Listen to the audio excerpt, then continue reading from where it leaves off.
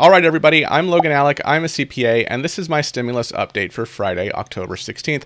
First of all, personal favor, I'm curious to know what you think of this new microphone in terms of audio quality. In some of my recent videos, including this one, obviously, I'm using this microphone right here. In previous videos, I used a microphone that I clipped onto my shirt. I just want to know if you have noticed any difference in quality for better or for worse since I started using this microphone. If you could let me know in the comments your thoughts on that, I would really appreciate it. Thank you.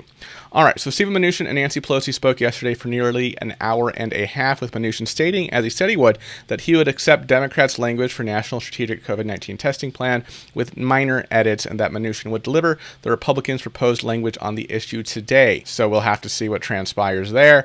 Now, if you saw the Trump town hall yesterday, then you saw this question. People do not love the back and forth of Washington, but this has been a roller coaster. Back in early October, you one day tweeted, no more negotiations until after Election Day. I'm walking away. Then I think the next couple of days you said maybe we can do something targeted. Right. Then you said I want a big, big bill. But then Senate Republicans said, no, we're not for that. So you're the big deal maker. How come this is so, you yourself have changed positions? Did you ever hear of a word called negotiation? We're negotiating, okay? But people's lives are hanging in the balance. And you know who I'm negotiating against? Nancy Pelosi, because she doesn't want to give the money. We should have stimulus. This was not our people's fault. This was China's fault.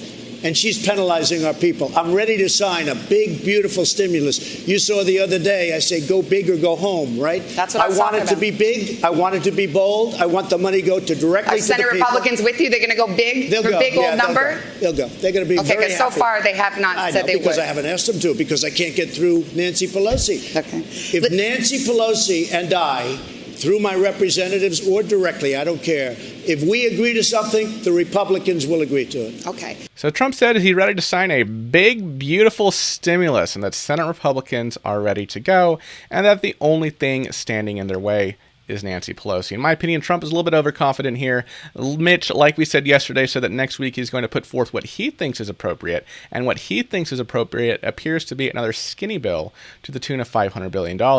We have a New York Times reporter stating yesterday that Mitch McConnell, when asked if the bill he's going to put forth next week is similar to what Trump wants, that Mitch said with a chuckle that Trump is talking about a much larger amount than he, McConnell, can sell to his members, the Republican senators. McConnell literally laughed off Trump's desire, and he's repeatedly said that Senate Republicans think that small and targeted is the way to go. Can Trump work him? Maybe. Or maybe McConnell has quietly thrown in the towel on the president. But on the other hand, remember, optically, it would not look good for the White House and for Pelosi to reach a deal that passes the House and that Trump is ready to sign, but the Republicans block it in the Senate. That would not be a good look, especially before the election, if a deal can even be reached before the election that makes its way to the Senate. That seems like a long shot at this point, just too much to do in too little time. But we have to consider all options here. So obviously, Trump has to blame Pelosi here, but obviously Mitch McConnell is something of a quiet obstacle here as well with stimulus. On Pelosi's call with Mnuchin yesterday, she did point out that Mitch McConnell doesn't seem willing to go big on stimulus right now. And according to Pelosi's spokesperson, Mnuchin said that Trump will work on him, so we'll see how that goes. But of course, that's further down the line. White House and Democrats still have to work a deal out that they both agree on. And that process has been painful. Pelosi put out yet another Dear Colleague letter yesterday saying, House Democrats know firsthand how necessary it is to come to agreement. To our constituents, we promise help is on the way. It will be safer, bigger, and better, and it will be retroactive.